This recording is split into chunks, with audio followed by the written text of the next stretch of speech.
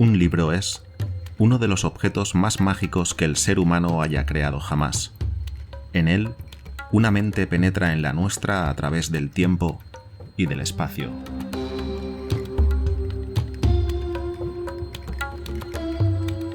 Pónganse cómodos y acompáñenme, soñadores y soñadoras. Dejemos que los mitos de Lovecraft exploren los más oscuros rincones de nuestro ser.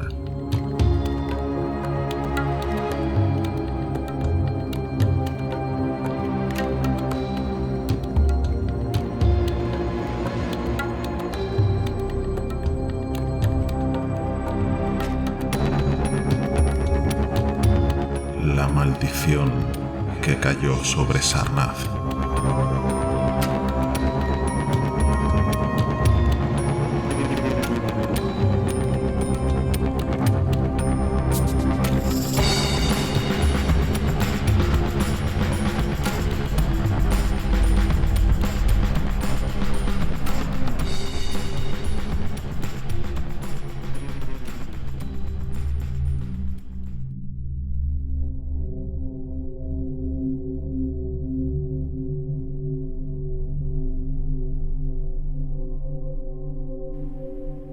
Hay en el país de Mnar un lago inmenso y tranquilo que ningún río alimenta, y ningún río fluye de él.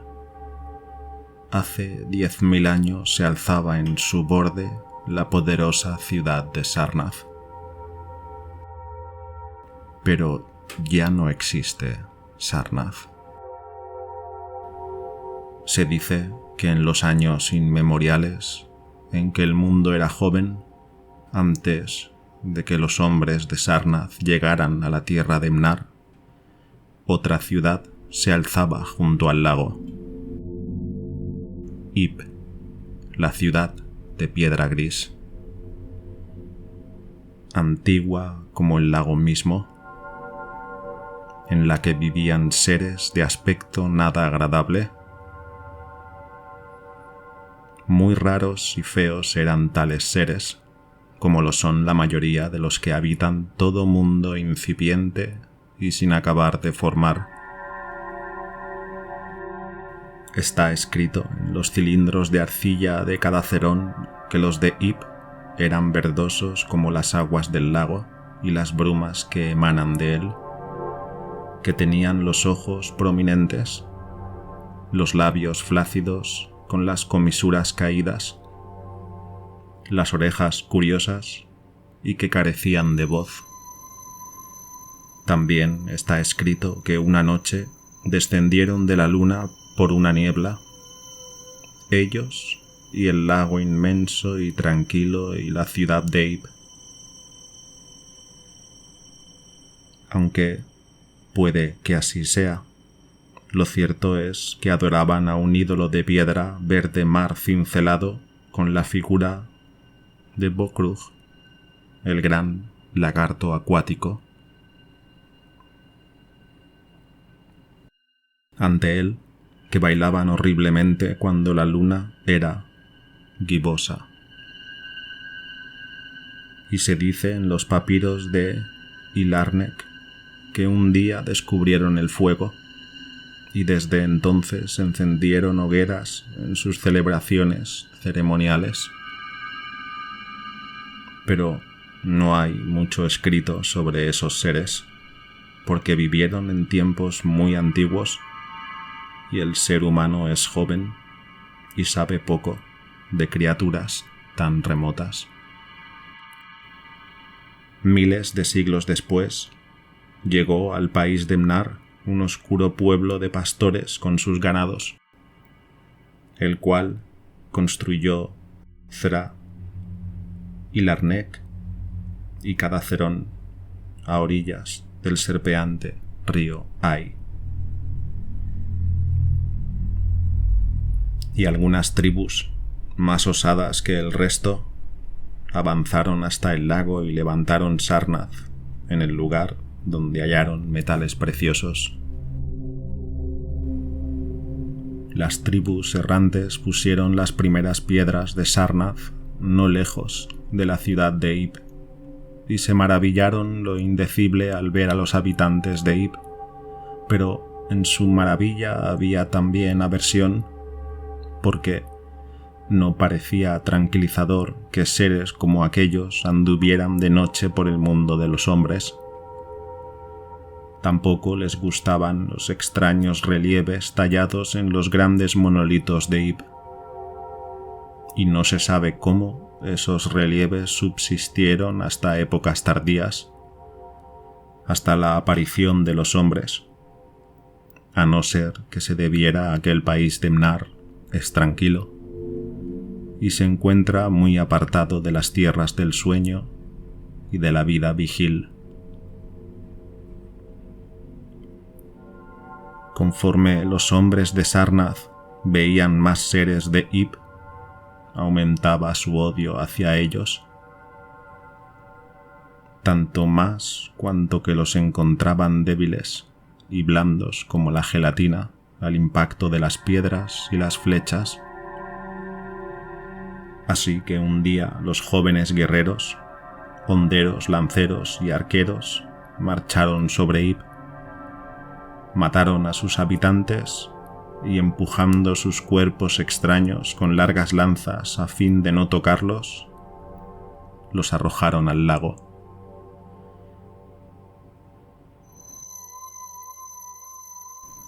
Y como les desagradaban los grises monolitos esculpidos de Ib, los arrojaron al lago también, preguntándose, ante empresa tan gigantesca, cómo habrían transportado aquellas rocas de tan lejos, cómo tuvieron que hacer, dado que de aquella clase no las había en el país de Mnar ni en las tierras vecinas.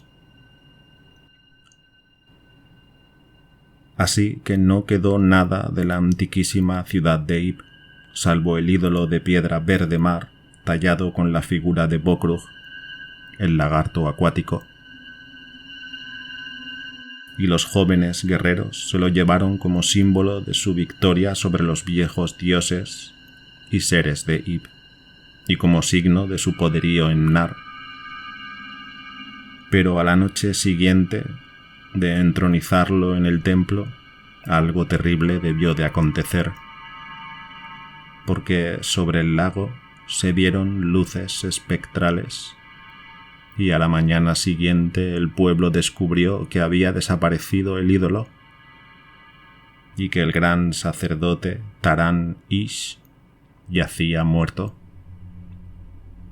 a causa de un terror indecible al parecer.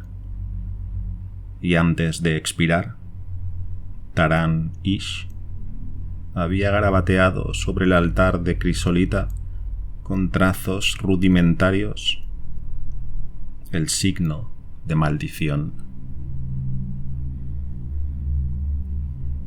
Después de Taran-Ish hubo muchos jerarcas en Sarnath, pero nunca llegaron a encontrar el ídolo de piedra verde mar.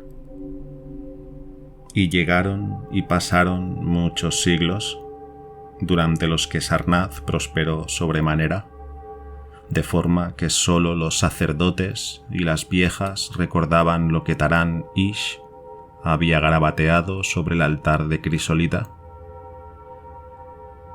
Entre Sarnath y la ciudad de Ilarnek surgió una ruta de caravanas, y gracias a ellas intercambiaron metales preciosos de la tierra por otros metales, costosos vestidos, joyas, libros, instrumentos para artífices y todos los objetos de lujo conocidos por los pueblos que habitan a lo largo del serpeante río Ai y más allá.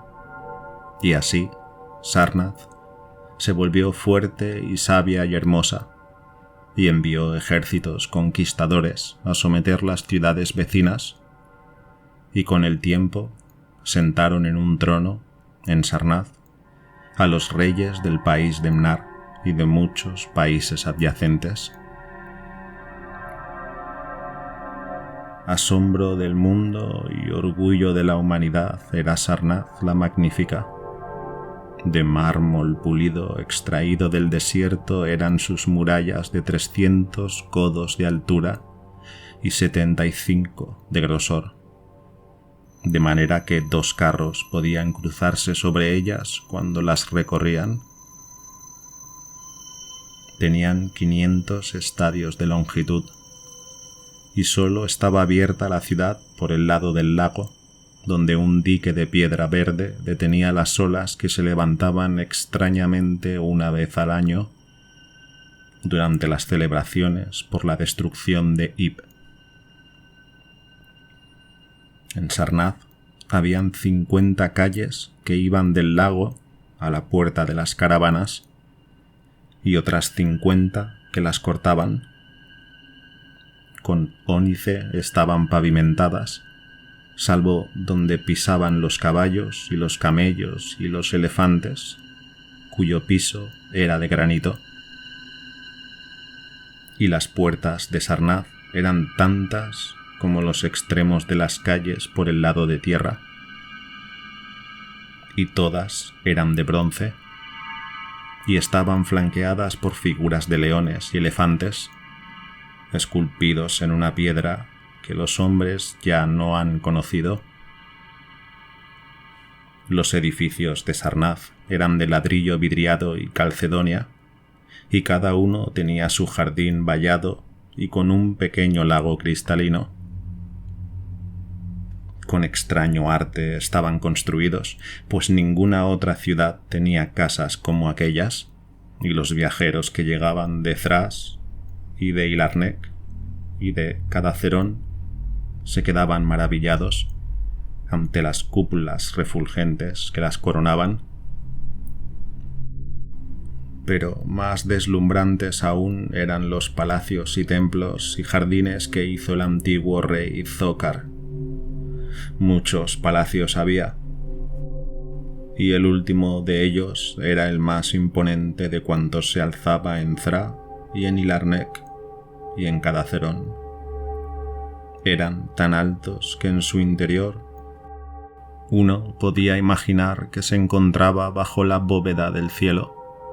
Sin embargo, cuando se iluminaban con antorchas empapadas en aceite de dózur, sus paredes mostraban inmensas pinturas de reyes y ejércitos de un esplendor a la vez asombroso y sugerente para quien las contemplaba. Las columnas de estos palacios eran numerosas, todas de mármol teñido y esculpidas con motivos de una belleza sorprendente.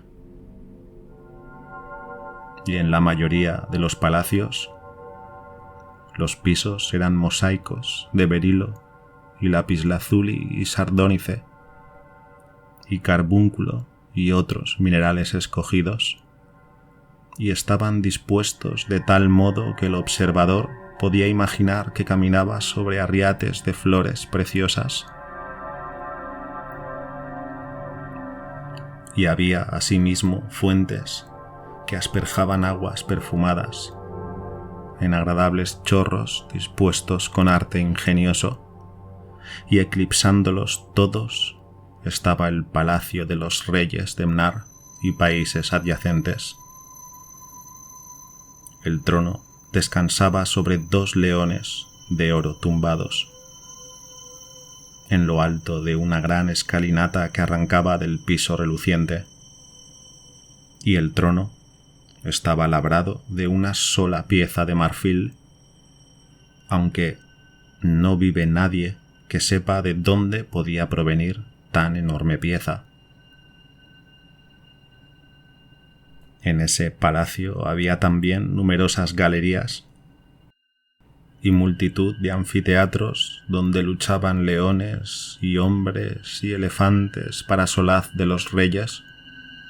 A veces los inundaban con agua traída del lago por medio de grandes acueductos, y entonces se celebraban bulliciosas batallas navales o combates entre nadadores y peligrosas criaturas marinas.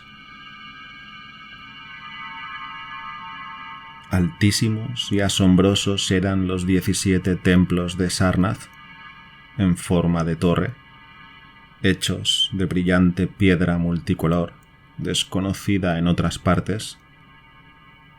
A 1000 codos de altura se alzaba la más grande de todas, en la que moraban los jerarcas con una magnificencia que en nada envidiaba a la de los reyes. Abajo tenía salones tan grandes y espléndidos como los de los palacios, donde acudían las multitudes a adorar a Zo-Calar y a Tamas y a Lobon, principales dioses de Sarnath, cuyas capillas envueltas en incienso eran como tronos de monarcas. No se parecían sus iconos a los de Zo-Calar y de Tamas y de Lobon, porque estaban dotados de tal realismo que uno habría jurado que eran los mismos dioses barbados sentados en sus tronos de marfil. Y en lo alto de una escalinata interminable de circonio estaba la cámara de la torre, desde donde los jerarcas contemplaban la ciudad y las llanuras y el lago durante el día, y la críptica luna y los astros y planetas significativos con sus reflejos en el lago durante la noche. Aquí se celebraba el muy secreto y antiguo rito de la abominación de Bokrug, el lagarto acuático, y aquí descansaba el altar de crisolita con el signo de maldición garabateado por Taran Ish. Igualmente maravillosos eran los jardines construidos por el antiguo rey Zócar. Ocupaban el centro de Sarnath, abarcaban un gran espacio y estaban cercados por un alto muro. Los cerraba una inmensa cúpula de cristal, a través de la cual brillaba el sol y la luna y los planetas cuando el cielo estaba despejado, y de ella colgaban fulgentes imágenes del sol y la luna y las estrellas y los planetas cuando no lo estaban. En verano, los jardines eran refrescados con brisas fragantes hábilmente levantadas con ventiladores, y en invierno se templaba con fuegos ocultos, de manera que en estos jardines era siempre primavera. Los recorrían pequeños arroyos sobre limpios guijarros que separaban prados y jardines de múltiples matices, con numerosos puentes tendidos sobre ellos. Muchas eran las cascadas de sus cursos, y muchos los lagos minúsculos en que se ensanchaban. En los riachuelos y los lagos nadaban blancos cisnes, mientras pájaros extraños mezclaban sus trinos con la melodía del agua. Sus verdes orillas se alzaban en ordenadas terrazas adornadas aquí y allá con emparrados de dulces racimos, y asientos y bancos de mármol y pórfido. Y había infinidad de pequeños santuarios y templos donde se podía descansar o rezar a los pequeños dioses. Todos los años se celebraba en Sarnath la fiesta de la destrucción de Ib, en la que abundaban el vino, las canciones, los bailes y las diversiones de todo género. En ella se rendían grandes honras a las sombras de los que habían aniquilado a los seres antiguos, y la memoria de esos seres y de sus dioses era escarnecida por danzarines y lunáticos que se coronaban con rosas de los jardines de Zócar. En cuanto a los reyes, se asomaban al lago y maldecían los huesos de los muertos sepultados en él. Al principio, A los altos sacerdotes no les agradaban estas celebraciones, porque les habían llegado extrañas historias sobre cómo había desaparecido el icono verde mar y cómo Taran Ish había muerto tras dejar su advertencia, y decían que desde su alta torre veían a veces luces bajo las aguas del lago. Pero después de transcurridos muchos años sin que ocurriese ninguna calamidad, incluso los sacerdotes se rieron y maldijeron y se sumaron a las orgías de los celebrantes. ¿Acaso no ejecutaban ellos a menudo, en su alta torre, el rito antiquísimo y secreto de la abominación de Bokru, el lagarto acuático? Y pasaron por Sarnath, maravilla del mundo, 1000 años de lujo y deleite.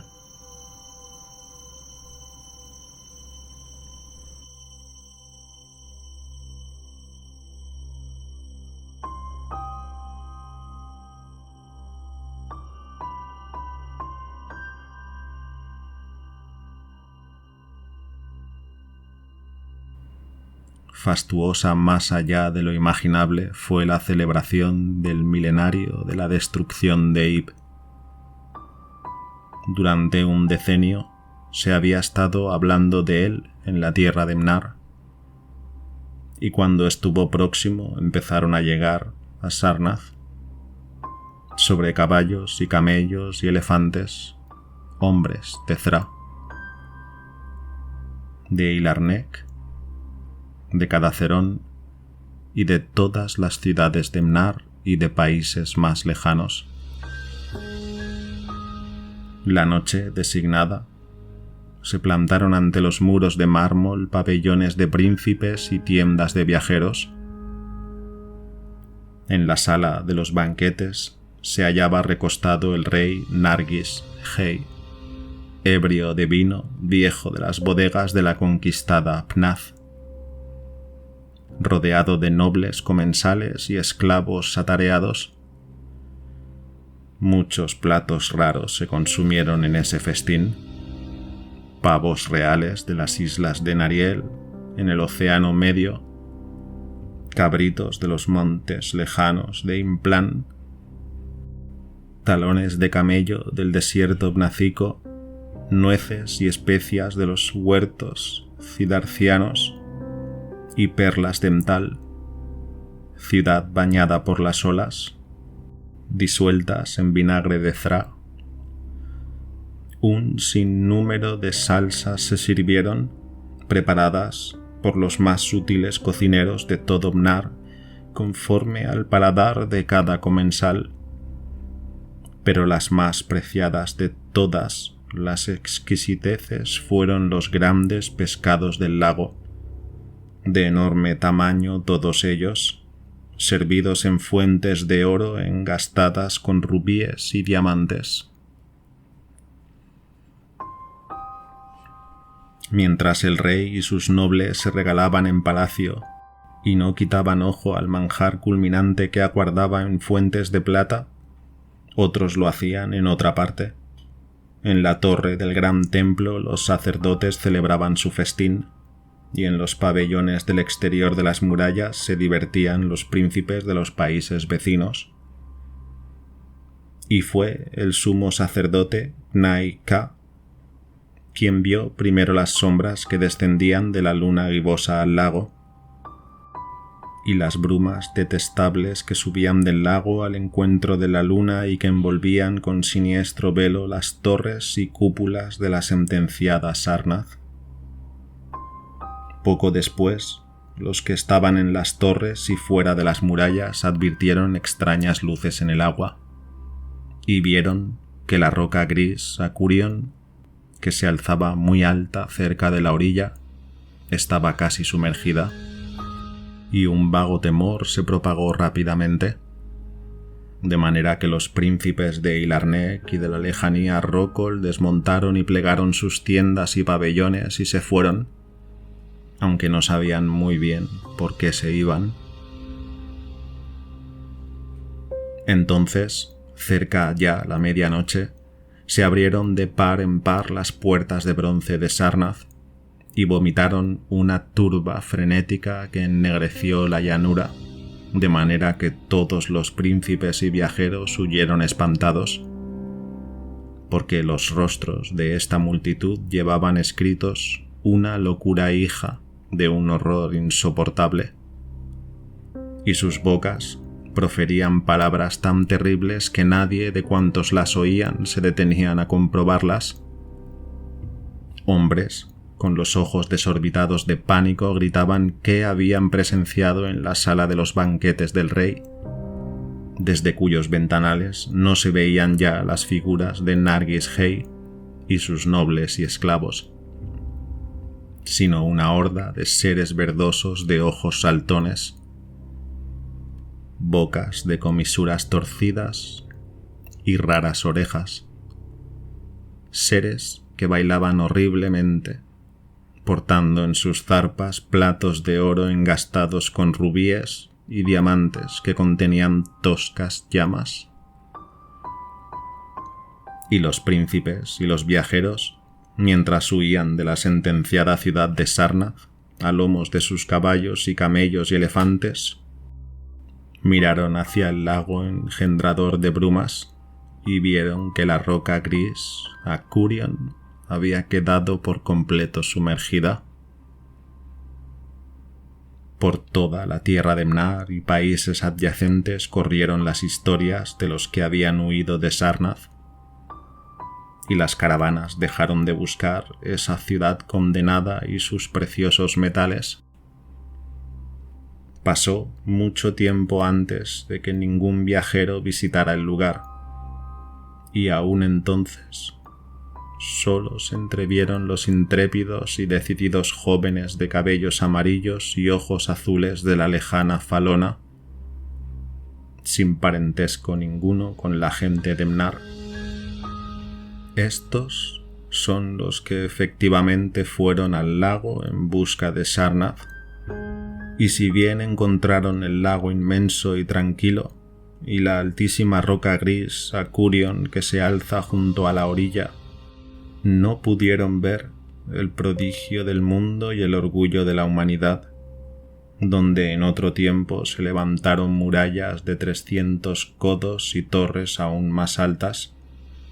Ahora se extendía solo la orilla pantanosa, y donde antes habían vivido 50 millones de habitantes, ahora se arrastraba el detestable lagarto acuático. Ni siquiera quedaban las minas de precioso metal. La maldición se había abatido sobre Sarnath. Pero, medio sepultado en los juncos, descubrieron un curioso ídolo verde, un ídolo prodigiosamente antiguo, con la figura de Bokrug, el gran lagarto acuático. Ese ídolo, entronizado en el alto templo de Ilarnek, fue adorado más tarde bajo la gibosa luna en toda la tierra de Mnar.